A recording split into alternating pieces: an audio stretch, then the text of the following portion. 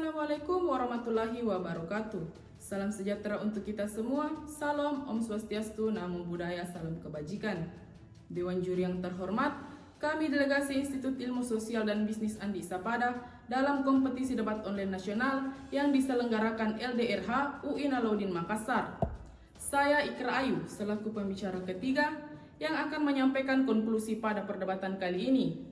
Di sebelah kiri saya, Rizka Ramadhani selaku pembicara pertama yang akan menyampaikan argumentasinya pada standing position pro.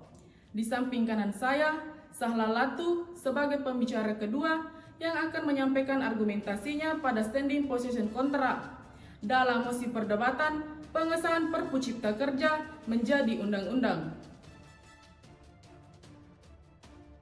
Let's salute the people at last Supreme Loi.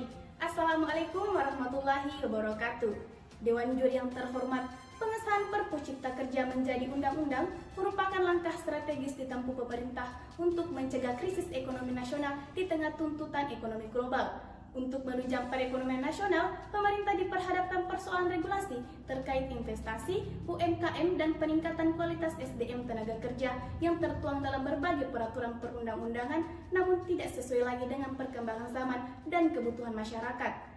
Alhasil, terjadi kekosongan hukum sebab ada undang-undang yang berlaku tetapi tidak memadai. Sedangkan pemerintah perlu mempercepat antisipasi gejolak ekonomi global dan jika membuat undang-undang secara prosedur biasa akan memerlukan waktu yang cukup lama. Sehingga Dewan Juri yang terhormat, suatu keputusan yang tepat dilakukan oleh pemerintah dengan membentuk Perpu Cipta Kerja untuk menyelesaikan persoalan tersebut berdasarkan standar kebaruan kebijakan, meliputi kemudahan dan perlindungan koperasi dan UMKM, peningkatan ekosistem investasi dan percepatan proyek strategis nasional, serta perlindungan dan kesejahteraan tenaga kerja. Maka dari itu, Dewan Juri yang terhormat, pengesahan Perpu Cipta Kerja menjadi undang-undang langkah yang strategis untuk memenuhi kebutuhan hukum nasional dalam mengantisipasi krisis ekonomi nasional. Dewan Juri yang terhormat, selaras dengan poin argumentasi pertama, Perpu Cipta Kerja sangat dibutuhkan dalam sistem hukum Indonesia dikarenakan terdapatnya unsur kegentingan memaksa sebagaimana pasal 22 ayat 1 Undang-Undang Dasar tahun 1945 bahwa dalam hal ihwal kegentingan yang memaksa, Presiden berhak menetapkan peraturan pemerintah sebagai pengganti undang-undang. Makna kegentingan memaksa ini telah ditafsirkan oleh Mahkamah Konstitusi melalui putusan MK nomor 138 tahun 2009 dan ada 3 syarat sebagai parameter kegentingan memaksa dalam menetapkan peraturan pemerintah pengganti undang-undang. Dewan Juri yang terhormat, parameter ini telah terpenuhi sebab hak subjektivitas pemerintah menetapkan Perpu Cipta Kerja dalam rangka menjawab tuntutan gejolak ekonomi global, sedangkan hukum yang ada tidak mampu mengatasi persoalan tersebut. Terlebih lagi, Dewan Juri yang terhormat, Perpu Cipta Kerja harus mendapat persetujuan DPR RI dalam rapat paripurna sebagai penilaian objektif ditetapkan menjadi undang-undang. Kemudian Dewan Juri yang terhormat, sebagaimana teori Hans Kelsen bahwa suatu norma hukum itu berjenjang pada suatu susunan hierarki. Artinya suatu norma hukum bersumber dan berdasarkan pada hukum yang lebih tinggi. Hukum yang lebih tinggi lagi bersumber pada hukum yang lebih tinggi lagi.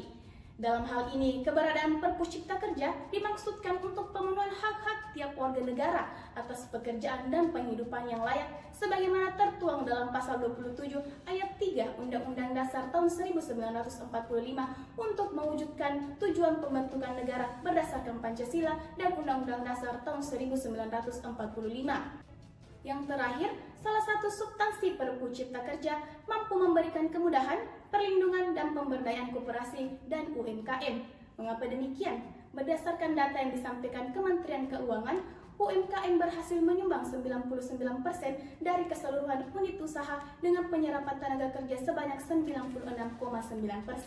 UMKM tentunya mendapat perhatian serius sebab mampu menunjang perekonomian nasional di tengah ancaman gejolak ekonomi global. Dengan adanya Perpu Cipta Kerja sebagai payung hukum kepada pelaku usaha agar berhasil menjalankan usahanya. Salah satu aspek yang paling penting adalah perizinan.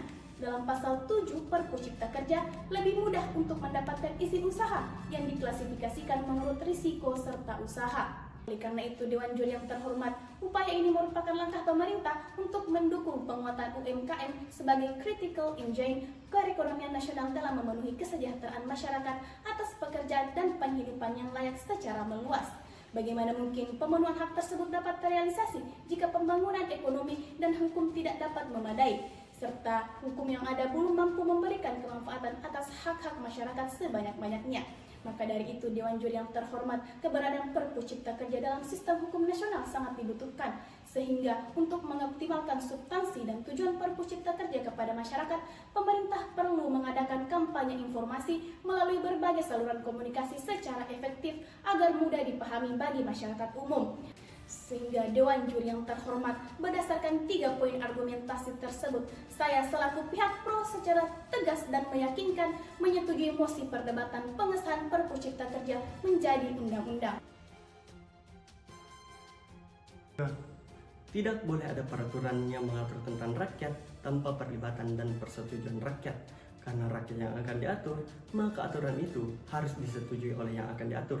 Assalamualaikum warahmatullahi wabarakatuh. Dewan Juri yang terhormat, tindakan pemerintah dalam mengesahkan Perpu Cipta Kerja menjadi undang-undang dengan dalih kegentingan memaksa sebagaimana tertuang dalam perputusan Mahkamah Konstitusi nomor 138 tahun 2009 sama sekali tidak benar.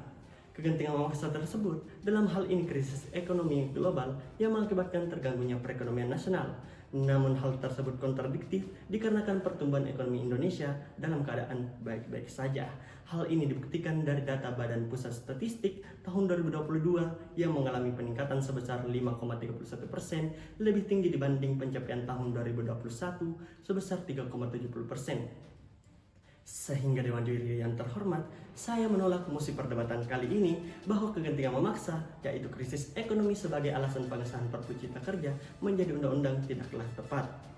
Selanjutnya Dewan Juri yang terhormat, Ronaldo Kering dalam bukunya Taking Rights Seriously menyebutkan bahwasanya salah satu penyebab terjadinya constitutional disobedience atau pembangkangan terhadap konstitusi yakni karena lawlessness atau sikap ketidakpedulian terhadap hukum. Lawlessness tersebut disebabkan oleh motif egoistis yang melihat kepentingan pribadi atau kelompok belaka tanpa melihat kepentingan masyarakat luas. Dan perlu kita ketahui bahwa Perpu Cipta Kerja sejatinya hanya berkepentingan pada para pihak pemerintah saja tanpa melibatkan kepentingan masyarakat Indonesia pada umumnya. Sebab Dewan Juri yang terhormat, dalam pembentukannya, pemerintah tidak melibatkan partisipasi publik, dalam hal ini melanggar asas keterbukaan sebagaimana Undang-Undang Nomor 12 Tahun 2011 tentang pembentukan peraturan perundang-undangan. Selain itu, Dewan Juri yang terhormat, sikap pembangkangan pemerintah terhadap putusan Mahkamah Konstitusi Nomor 91 Tahun 2020, Mahkamah Konstitusi memutuskan Undang-Undang Nomor 11 Tahun 2020 tentang Cipta Kerja menjadi inkonstitusional bersyarat selama 2 tahun. Namun Dewan Juri yang terhormat, bukannya melakukan revisi atau perbaikan, pemerintah malah menerbitkan Perpu Cipta Kerja ini sebagai jalan pintas, dan itu dikhawatirkan menjadi presiden buruk ke depannya. Ketika sukses mengajukan judicial review ke Mahkamah Konstitusi, pemerintah dengan jalan pintasnya menerbitkan suatu perpu. Jadi Dewan Juri yang terhormat, sikap pembangkangan pemerintah tersebut sangat tidak patut sehingga saya menolak adanya mosi perdebatan kali ini. Kemudian Dewan Juri yang terhormat, adapun alasan lain mengapa saya tidak menyetujui Perpu Cipta Kerja menjadi undang-undang, karena secara substansi Perpu Cipta Kerja merugikan pekerja atau buruh, terkhususnya pada pasal 81 seperti makin menipisnya kepastian kerja, hak mendapatkan pesangon dihilangkan, berkurangnya hak cuti pekerja, cuti haid dan cuti melahirkan, dan yang terakhir tidak mengatur batasan kriteria pekerjaan yang dapat dipekerjakan secara alih daya atau outsourcing. Sehingga Dewan Juri yang terhormat, saya sangat tidak menyetujui mosi perdebatan kali ini terhadap pengesahan Perpu Cipta Kerja sebab pasal tersebut tidak dapat memberikan pemenuhan dan perlindungan hak kepada tenaga kerja sebagaimana orientasi Perpu tersebut untuk melindungi dan mensejahterakan tenaga kerja. Oleh karena itu Dewan Juri yang terhormat, pentingnya langkah yang harus diambil untuk menolak suatu peraturan yang dapat merugikan hak-hak masyarakat secara meluas dengan cara mengajukan judicial review ke Mahkamah Konstitusi. Sehingga Dewan Juri yang terhormat, berdasarkan argumentasi tersebut, saya selaku pihak kontra secara tegas dan lugas menolak mosi perdebatan kali ini, yaitu pengesahan Perpu Cipta Kerja menjadi undang-undang. Dewan Juri yang terhormat, tibalah kita pada akhir perdebatan. Baik pihak pro maupun kontra telah mengungkapkan argumentasinya berdasarkan standing position mereka. Setidaknya terdapat 3 poin argumentasi yang dikonsumsikan oleh pihak pro. Yang pertama, pengesahan Perpu Cipta Kerja ini merupakan langkah strategis untuk mengantisipasi krisis ekonomi nasional di tengah tuntutan ekonomi global. Gejolak ekonomi tersebut merupakan ikhwal kegentingan memaksa sehingga pengesahan Perpu Cipta Kerja adalah langkah yang tepat diambil oleh pemerintah. Yang kedua, makna kepentingan memaksa ini telah ditafsirkan melalui putusan Mahkamah Konstitusi nomor 138 tahun 2009 serta terdapat 3 syarat parameter kegentingan memaksa dalam penetapan Perpu. Yang pertama, adanya kebutuhan mendesak untuk menyelesaikan suatu masalah hukum secara cepat berdasarkan undang-undang. Kedua, undang-undang yang dibutuhkan belum ada sehingga terjadi kekosongan hukum.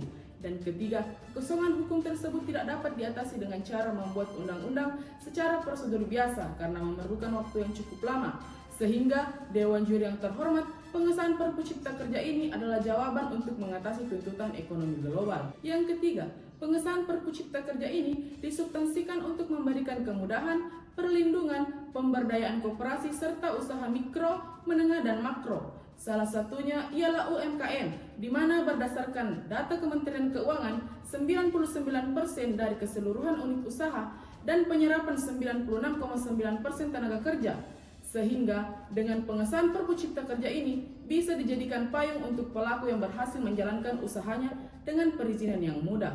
Sementara di posisi lain Dewan Juri yang terhormat, pihak kontra menjustifikasi bahwa Perpu Cipta Kerja merupakan produk inkonstitusional karena tidak melibatkan partisipasi masyarakat dalam pembuatan maupun pengesahan undang-undang tersebut, serta didukung dengan 3 poin argumentasi utama. Yang pertama, pengesahan Perpu Cipta Kerja ini bukan disebabkan oleh kegentingan memaksa, melainkan hanyalah krisis ekonomi global sesuai data Badan Statistik yang mengalami peningkatan 5,31% pada tahun 2022 dari tahun sebelumnya. Kedua, alasan adanya kebutuhan mendesak serta adanya kekosongan hukum hanyalah dari belakang, bukannya melakukan revisi atau memperbaiki undang-undang, pemerintah malah menerbitkan Perpu Cipta Kerja sebagai jalan pintasnya. Yang ketiga, secara substansi, Perpu Cipta Kerja ini merugikan buruh, terkhususnya pada pasal 81, seperti makin menipisnya kepastian kerja, hak mendapatkan pesangon dihilangkan, berkurangnya cuti bekerja, cuti haid, dan cuti melahirkan. Maka dengan ini, pihak kontra merekomendasikan pentingnya melakukan judicial review untuk menjamin hak-hak masyarakat, terkhususnya buruh. Sekian, wassalamualaikum warahmatullahi wabarakatuh.